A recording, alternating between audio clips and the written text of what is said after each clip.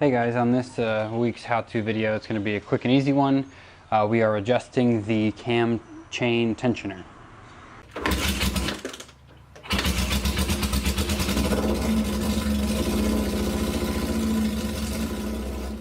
To adjust cam chain tensioner, what we want is the number one piston to be 15 degrees past top dead center. So how we do that on a CB550, we're going to need to take off the points cover here on the side. We're also going to need to pull off the tappet covers on just number one, which is on the far left side of the bike over there. So pull this off, pull the two tappet covers off, then I'll show you what to do next.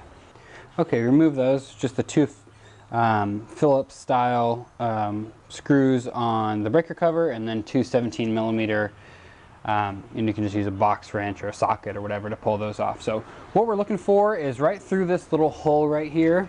Let's see if I can get you guys a little bit closer.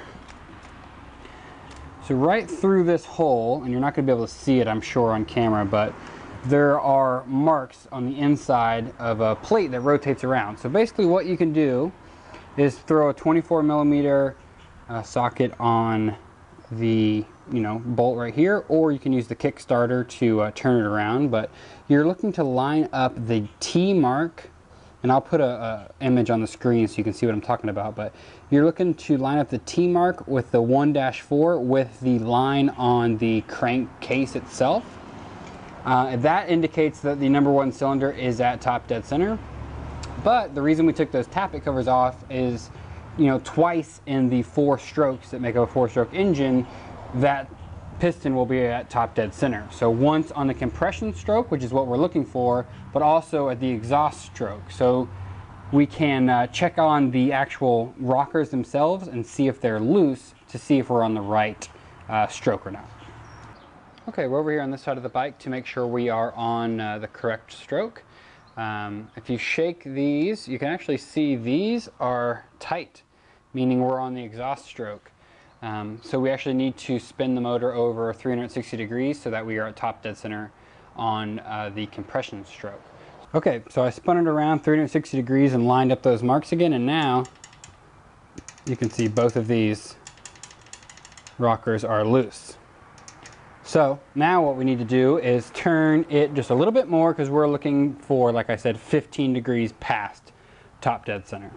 So again, I doubt you'll be able to see this inside the hole, but basically there's a spring and a little spring kind of retainer.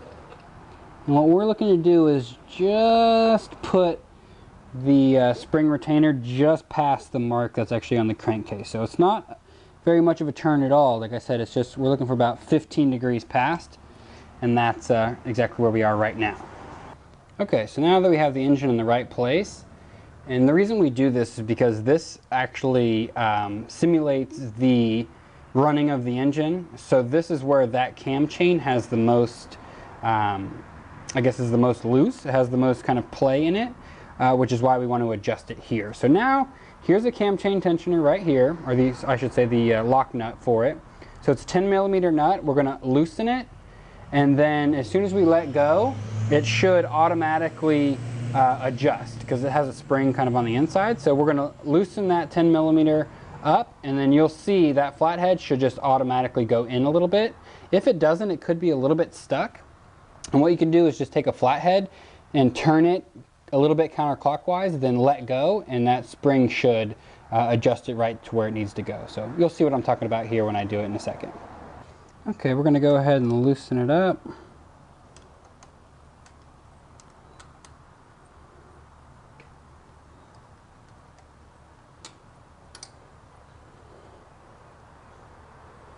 Alright, I got it loose and I felt it lock a little bit, but what we can do just to double check, I'm going to take my long screwdriver, flathead,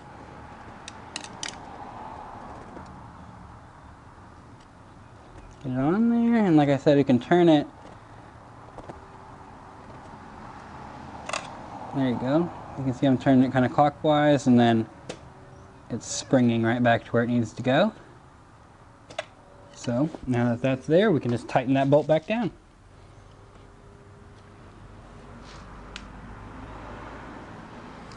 And it's also not a bad idea to throw a flathead on here while you finally tighten it up, just so it doesn't, you know, over tighten it or loosen it while you're you know, actually doing the bolt. So we'll just throw a thin flathead, and then, sorry, I'm kind of working around the camera here, so you have to bear with me, but kind of hold the you know, flat part where it needs to be, and then just tighten up the bolt.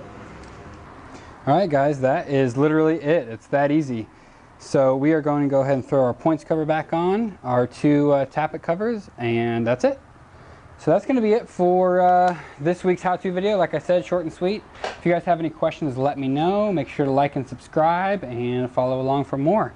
I just test rode this bike, so later this week, possibly this weekend, you guys are going to get to see the video of me actually taking it out and giving it a little shakedown run. So thanks for watching, guys. I'll catch you on the next one.